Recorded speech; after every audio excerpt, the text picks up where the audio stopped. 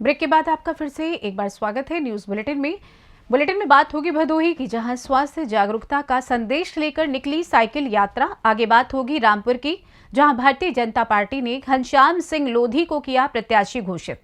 साथ ही आगे चर्चा होगी शहडोल की, जहां जिले के समस्त थानों और चौकी में जनसंवाद कार्यक्रम का किया गया आयोजन। और भी तमाम खबरों पर आइए करते हैं विस्तार से चर्चा। खबर भदोही से, जहां साइकिलिंग क्लब के तत्वाधान में अताउल अंसारी की अध्यक्षता में लोगों को स्वास्थ्य के प्रति जागरूक करने के लिए प्रत्येक सप्ताह की तरह आज भी सुबह भोर में गोपीगंज बड़ा चौराहे से एक साइकिलिंग यात्रा मिर्जापुर जनपद के लिए निकाली गई। तड़के भोर सुबह 5 बजे सभी साइकिल चालक बड़ा चौराहा गोपीगंज पहुंच गए। साइकिल यात्रा आरंभ होकर काली देवी, ककराही, गोपपुर, जगन्नाथपुर होते हुए डोमनपुर पहुंची। वहां पहुंचने पर डोमनपुर के ग्राम प्रधान अच्छे लाल यादव भारी संख्या में अपने समर्थकों के साथ पहले से मौजूद रहे और सभी साइकिल चालकों का जोरदार स्वागत किया और कहा कि ये स्वास्थ्य जागरूकता का कारवां रुकना नहीं चाहिए, हम आपके अभियान से जुड़े हैं। बताते चलें कि पूरे गुलाब गोपीगंज निवासी अताउल अंसारी की अध्यक्षता में लोगों को स्वास्थ्य के प्रति जागरूक करने के लिए प्रत्येक सप्ताह पिछले 2 वर्ष से साइकिल यात्रा निकाली जा रही है। इस क्रम में पूर्व में ये साइकिल यात्रा कई प्रदेश में पहुंचकर लोगों को जागरूक करने का कार्य कर रहे हैं और अब उनकी इस मुहिम में जिले के कई चिकित्सक, अधिकारी, अधिवक्ता, अध्यापक, युवा, समाजसेवी, जनप्रतिनिधि भी सम्मिलित होकर स्वास्थ्य जागरूकता के लिए प्रत्येक सप्ताह को साइकिल यात्रा में सम्मिलित हो रहे हैं। साइकिल यात्रा में अताउल अंसारी, विपिन राय, प्रवीण सिंह टंडन, श्रीराम गुप्ता, अजहर जमाल, मंजूर आलम, डॉक्टर अशरफ अली, महेंद्र यादव मौजूद रहे। भदोही से सी न्यूज संवाददाता नीरज कुमार गुप्ता की रिपोर्ट। खबर पश्चिमी चंपारण के रामनगर से, जहां जोगिया पंचायत के मूसटोली वार्ड 12 में खलियान में रखा लाखों का पुआल जलकर खाक हो गया। सूचना के बाद मौके पर पहुंची रामनगर अग्निशमक वाहन, लेकिन आग ज्यादा होने के कारण काबू नहीं किया जा सका। थोड़ी देर बाद नरकटियागंज से भी बड़ा अग्निशमक वाहन को बुलाना पड़ा, तब जाकर ग्रामीणों की मदद से आग पर काबू पाया गया। जब तक आग पर काबू पाया जाता तब तक पूरा पुआल जलकर खाक हो गया था, लेकिन जान माल का नुकसान नहीं हुआ। ग्रामीणों ने बताया कि समय आग पर अगर काबू नहीं किया जाता तो शायद पूरे गांव में आग लग जाती। आइए जानते हैं इस विषय में मुखिया, अफसर इमाम और ग्रामीणों का क्या कुछ कहना है। लगभग 4 बजे 3:30 के करीब में आग लगा है और ये आग कैसे लगा है इसकी जांच बाद में होगी, लेकिन जो गरीब लोगों का यहाँ पुआल उवाल था, ये सब मड़ई उड़ई, ये सब नुकसान हुआ है। जानी और माली नुकसान नहीं हुआ है, लेकिन संपत्ति इन लोगों का यही था, ये चीज़ नुकसान हुआ है। उसके बाद में हम लोग को जानकारी मिली है, हम लोग फायर ब्रिगेड वाले से, थाना वाले को खबर किए हैं, मैंने धराधर नरकटियागंज वहाँ एसपी से भी बात किए हैं। एसपी साहब अपना टेलीफोन करके उसके बाद में लोगों पर किस जगह लगा हुआ है? किस जगह लगा हुआ? ये जोगिया वार्ड नंबर 12 मुसहरी टोला के बगल में, क्या यही ना है? किस जगह लगा हुआ है? ये आग जो है 3:30-4 के बीच में हुआ लगा है। कैसे लगा है इसका कोई अभी सूचना प्राप्त नहीं हुई है। फिलहाल इसको हमारे माननीय मुखिया जी इसको जांच पड़ताल में लगे हुए हैं और इसमें सभी गरीबी लोगों का ही पुआल था, जो माल जाल का उनका यही सहारा था और उनको कोई जानी मानी कोई हालत गंभीर नहीं है, लेकिन पुआल संपत्ति उन लोग माल जाल कितना का नुकसान हुआ होगा? लगभग 2-2.5-3 लाख का। महंगाई के दौर से 2-3 लाख का नुकसान हुआ है और जो सब लोग गरीबों का ही पुआल था और इस पर गवर्नमेंट को। किस जगह हुआ है? ये है वार्ड नंबर 12 मुसहरी टोला के बगल में पंचायत। ये प्रांगण हुआ लगभग बदी जमा, इनका ये पूरा मन सम्रांत लोगों का, लेकिन पुआल गरीब लोगों का ही है। आपका नाम? जाल का मेरा नाम होगा प्रमोद कुमार साहब। रामनगर पश्चिमी चंपारण से सी न्यूज संवाददाता पीताम्बर शर्मा की रिपोर्ट। खबर रामपुर से है, जहां समाजवादी पार्टी का गढ़ मानी जाने वाली रामपुर की लोकसभा सीट पर, जिस पर आजम खां का दबदबा हुआ करता था और 2019 के आम चुनाव में आजम खां भारतीय जनता पार्टी के प्रत्याशी और फिल्म अभिनेत्री जयाप्रदा को हराकर लोकसभा के लिए चुने गए थे, लेकिन अदालत से 2 वर्ष की सजा सुनाए जाने के बाद उनकी सदस्यता रद्द हुई और 2022 में हुए उपचुनाव में भारतीय जनता पार्टी के घनश्याम सिंह लोधी चुनाव जीत गए। अब एक बार फिर लोकसभा के आम चुनाव हैं। भारतीय जनता पार्टी ने घनश्याम सिंह लोधी पर ही भरोसा जताते हुए अपनी पहली लिस्ट में उन्हें रामपुर से प्रत्याशी घोषित किया है। भले ही घनश्याम सिंह लोधी कभी समाजवादी पार्टी में हुआ करते थे और आजम खां ने उन्हें एमएलसी बनवाया था, लेकिन अब वो आजम खां के अखाड़े से राजनीतिक दांव पर सीख कर उनको ही चित करने में लगे हुए हैं। भाजपा की पहली लिस्ट में ही घनश्याम सिंह लोधी का नाम आने और रामपुर से भाजपा प्रत्याशी बनाए जाने के बाद उनके हौसले बुलंद हैं। मोदी जी के नेतृत्व में जहां प्रदेश भर में 80 में से 80 सीटें जीतने का नारा दोहराया, वहीं रामपुर में अपनी जीत को सुनिश्चित बताते हुए यहां तक कह डाला कि खुद आजम खां भी मेरे मुकाबले पर आए तो मैं उनको हरा दूंगा। आइए जानते हैं इस विषय में भाजपा प्रत्याशी रामपुर घनश्याम सिंह लोधी का क्या कुछ कहना है। एक बार फिर भाजपा ने आपको दूसरी बार जो आपको भरोसा जताया है। देखिए, मैं पार्टी का छोटा सा कार्यकर्ता हूँ और पहले भी पार्टी ने मुझे भरोसा जताया था और मुझे 2 साल का मौका यहाँ काम करने का दिया था पार्टी ने। आज फिर पार्टी ने मेरे ऊपर भरोसा जताया है, लेकिन जो भरोसा मुझे जताया है मेरे ऊपर, तो मैं उस पर खरा उतरने का काम करूँगा, क्योंकि मैंने जनपद रामपुर में रहकर, जनता के बीच में रहकर मैंने सेवा की है लोगों की, और रात दिन सुख दुख में और शरीक हुआ हूँ, और विकास की भी गंगा भाई है। अच्छा, सांसद जी क्या कहेंगे, आजम खान के आप कभी करीबी रहे थे, एक बार फिर पार्टी ने आपके ऊपर भरोसा जताया है, दोबारा आप आजम खान के करीबी, अभी सपा से कोई कैंडिडेट भी क्लियर नहीं हुआ। देखिए, वो उनकी पार्टी का मामला है, मेरे उसमें मैं कोई कमेंट नहीं करता, कोई लड़े ना लड़े, लेकिन हमारी पार्टी मजबूती के साथ चुनाव लड़ रही है और पूरे देश में लड़ रही है, और हमारे माननीय मोदी जी का नारा है कि अब की बार 400 पार। रामपुर में आप अपनी टक्कर किससे मानते हैं? फिलहाल तो कोई टक्कर नहीं है, एक तरफा चुनाव है, क्योंकि हमारे कार्यकर्ता जब से उपचुनाव हुए हैं तो उनसे रात दिन लगातार जनता के बीच में रहकर काम कर रही है। आपने देखा होगा, सब लोग अभी घर में बैठे हैं, लेकिन हमारे सभी नेता हों या कार्यकर्ता हों, जनता के बीच में रहकर जनता की सेवा कर रहे हैं और जनता के सुख दुख में शरीक हो रहे हैं। लोगों में बड़ी खुशी है, क्या कहेंगे? लोगों में बड़ी खुशी है, उत्साह है आपको टिकट मिलने से। देखिए, मैं लोकल का हूँ पहली बात तो, और लोकल में रहकर मैंने लोगों के दिल जीते हैं, चाहे हिंदू हो, चाहे मुसलमान हो, चाहे सिख हो, चाहे ईसाई हो, सबका प्यार मुझे मिला है, और उसका नतीजा आपने उपचुनाव में देखा होगा कि हर वर्ग का मुझे है ना विश्वास मिला। रामपुर से सी न्यूज़ संवाददाता साजिद खान की रिपोर्ट।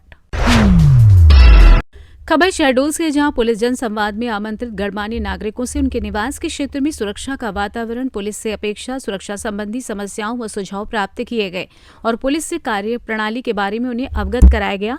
पुलिस जनसंवाद के माध्यम से समस्याओं तथा सुझाव पर क्या कार्यवाही की गई, इसकी जानकारी भी उपस्थित हुए गणमान्य नागरिकों से फीडबैक के माध्यम से पुलिस की कार्यप्रणाली का मूल्यांकन करवाया गया। पुलिस अधीक्षक कुमार प्रतीक की अध्यक्षता में थाना बुढ़ार अंतर्गत ग्राम पकरिया में जनसंवाद कार्यक्रम आयोजित किया गया। पुलिस अधीक्षक द्वारा कार्यक्रम को संबोधित करते हुए कहा कि पुलिस जनसंवाद एक ऐसी पहल है जो पुलिस एवं सामान्य जनता के बीच संवाद का माध्यम प्रदान करता है। इसका मुख्य उद्देश्य जनता के साथ आत्मिक संबंध बनाना, समस्याओं को सुनना, उन्हें समझना और समाधान करना होता है। वहीं अतिरिक्त पुलिस अधीक्षक सुश्री अंजुलता पटले द्वारा थाना कोतवाली में जनसंवाद कार्यक्रम में संबोधित करते हुए कहा कि जनसंवाद के माध्यम से पुलिस और जनता के बीच संवाद को बढ़ावा मिलता है और समस्याओं का समाधान ढूंढने का प्रयास किया जाता है। आइए जानते हैं इस विषय में विधायक जय सिंह मरावी और एसपी शहडोल कुमार प्रतीक का क्या कुछ कहना है। देखिए, ग्राम पंचायत पकरिया में पुलिस और जनसंवाद का कार्यक्रम रखा गया था और जनता से सुझाव भी लिया गया है। साथ ही पुलिस ने भी अपेक्षा की है कि जब पुलिस थाने में आए तो अपनी तत्परता के साथ सही बात अपनी बात रखें, कहीं किसी प्रकार का डरने और हिचकने की जरूरत नहीं है। और हम लोग भी यही बात किए हैं कि जो सबल लोग रहते हैं तो कहीं ना कहीं रिपोर्ट अपना थाने में लिखवा लेते हैं, लेकिन जो निरीह प्राणी है, जो गरीब है, जो अपनी बात नहीं रख पाते हैं, उनकी भी बातें सुनी जाए और उनके साथ भी न्याय करें। ऐसी बात हमने भी पुलिस जो कप्तान है अपने कुमार प्रतीक साहब से भी चर्चा किए हैं, ये बात कहा है हमने। जैसा कि आप अभी बोला कि जो प्रभावशाली लोग हैं उनकी बात सुनी जाती है, जो निरीह हैं नहीं, मैं उसके लिए भी मैं कहा है कि उनकी भी बात सुनी जाए, जो अपनी बात पूरी ढंग से रख नहीं पा रहे, और उनके साथ भी कार व्यवहार अच्छा हो। उनकी बात को सुनने का आप लोग सुनने के लिए उनकी बातों को रखें। हमारे प्रदेश के माननीय मुख्यमंत्री जी की मंशा थी कि पुलिस और जनता के बीच में आपसी सामंजस्य और अच्छा हो। इसी तारतम्य में माननीय डीजीपी साहब के मार्गदर्शन में ये पूरा अभियान मध्य प्रदेश पूरे राज्य स्तर पर चला रहे हैं। मध्य प्रदेश पुलिस की तरफ से हर थाने में कार्यक्रम हो रहे हैं और उसी के तारतम्य में आज हम यहाँ शहडोल जिले के बुढ़ार थाने में आए हुए हैं और माननीय जनप्रतिनिधिगण, सभी प्रबुद्ध नागरिकगण और पकरिया ग्राम के सभी भाई बहनों के साथ यहाँ बैठकर काफ़ी सार्थक चर्चा की गई है और किस प्रकार से पुलिस और जनता के बीच का जो एक सामंजस्य है वो किस प्रकार से और अच्छा सुदृढ़ कर सकते हैं और किस प्रकार से नए कानून आ रहे हैं उनके बारे में इनको जागरूक भी किया गया है और इनके अधिकारों के बारे में भी इनको आज पूरा विधि संगत चीज़ें बताई गई हैं। तो अपेक्षा यही है कि जनता और ज़्यादा पुलिस से मित्रता बने और अपनी रिपोर्ट करने में बिल्कुल भी संकोच का न करें और खुलकर अपनी रिपोर्ट अपने थानों में करवाएं। सर, जनसंवाद में ऐसी क्या चीज सामने आई जो लोगों को अभी भी जरूरत है या क्या कमी रही? कहीं ना कहीं ग्रामीण क्षेत्रों में अभी भी ये देखा जाता है कि पुलिस थाने जाने में लोगों को डर का एहसास होता है, तो उसी चीज को सुधारने का ये प्रयास है कि किस प्रकार से वो अपने थाने में जाएं और अपने पूरे अधिकार के प्रति जागरूक होकर अपने न्याय के लिए पूरा लड़ सकें। शहडोल से सी न्यूज संवाददाता रजनीश शर्मा की रिपोर्ट। खबर उमरिया से, जहां पुलिस मुख्यालय के निर्देश पर स्थानीय सामुदायिक भवन में जनसंवाद कार्यक्रम का आयोजन किया गया। आयोजन में निवास क्षेत्र में सुरक्षा के वातावरण, जनता की पुलिस से अपेक्षा पर चर्चा सहित 5 बिंदुओं पर कार्यक्रम का आयोजन किया गया। कार्यक्रम में शहडोल जोन की डीआईजी सविता सुहाने मुख्य अतिथि एवं जिले के वरिष्ठ पुलिस अधिकारी प्रबुद्ध जन मौजूद रहे। जनसंवाद कार्यक्रम में जागरूकता के साथ सुरक्षा पर पुलिस अधिकारियों का ज्यादा फोकस रहा। इसके अलावा साइबर क्राइम अपराधों से बचाव के बारे में जरूरी जानकारी दी गई। डीआईजी सविता सुहाने के निर्देशन पर संवाद कार्यक्रम में पुलिस अधिकारियों ने लोगों को साइबर क्राइम से दूर रहने की सलाह दी। साथ ही ये भी समझाइश दी गई कि अगर आपके पड़ोस का कोई भी व्यक्ति साइबर क्राइम में संलग्न है तो ये कानूनन अपराध है। इसकी सूचना तुरंत पुलिस को दी। कार्यक्रम में पुलिस अधिकारियों ने साइबर क्राइम से जुड़े कानून एवं किन किन माध्यमों से साइबर क्राइम की घटनाएं हो सकती हैं इसके बारे में भी जागरूक किया। साथ ही अपराध के संबंध में जागरूक किया गया। वहां उपस्थित लोगों को महिला अपराध के संबंध में जागरूक किया गया व कानून के बारे में अवगत कराया गया। सभी को पता है कि माननीय हमारे यशस्वी मुख्यमंत्री महोदय के दिशा निर्देश पर पुलिस महानिदेशक मध्य प्रदेश सुधीर सक्सेना साहब के आज निर्देश हुए थे कि पूरे मध्य प्रदेश के समस्त थानों में एक साथ जनसंवाद किया जाएगा 12 बजे से 2 बजे तक। तो इसमें हमारे अतिरिक्त पुलिस महानिदेशक महोदय बीसी सागर साहब के निर्देशन पर हम लोग ने मार्गदर्शन पर आज सभी जगह इनका संवाद किया है। सभी जगह थाना प्रभारियों ने किया है। जहाँ भी अनुविभागीय अधिकारी और एडिशनल एसपी पहुँच पाए हैं वो हर जगह किसी न किसी ने हर थाने को अटेंड किया है। मैंने पाली में और यहाँ उमरिया में किया हुआ है। हमारे एडीजी साहब भी अनूपपुर ज़िले में गए हुए हैं। इसका उद्देश्य ये था कि हमारे समाज में, शहर में, थाना क्षेत्र में प्रबुद्ध जनों से, अधिवक्ता से, डॉक्टर का और आम जनता का एक जुड़ाव हो सके और जनता अपने आप को सुरक्षित महसूस कर सके, वो अपनी बात मन की पुलिस में कह सके। और जो भी, क्योंकि जो व्यक्ति थाने में आता है उसके पास कोई ना कोई समस्या होती है, तो उस समस्या के निराकरण के लिए ही पुलिस है। और जब तक हम तक लोग कहेंगे नहीं तो हमें मालूम कैसे पड़ेगा, तो वो संकोच।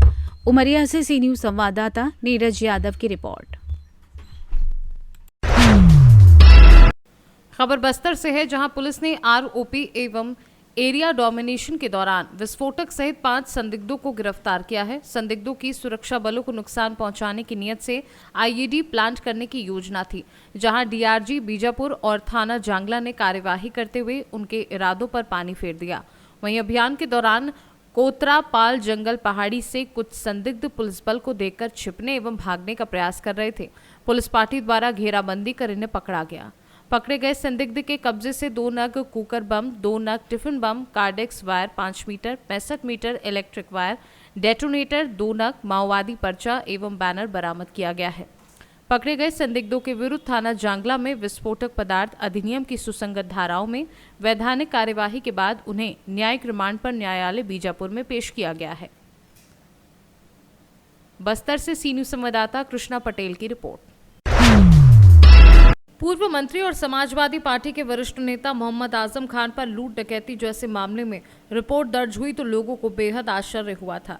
ऐसे ही मामलों में अदालत में सुनवाई चल रही है। एक मामला है रामपुर के थानागंज क्षेत्र का, जिसमें आजम खान और उनके करीबियों पर आपराधिक षड्यंत्र व जबरन मकान तोड़ने जैसे गंभीर आरोपों में सन 2019 में रिपोर्ट दर्ज कराई गई थी। इस मामले में अभियोजन की ओर से पूरी बहस पूरी हो चुकी है।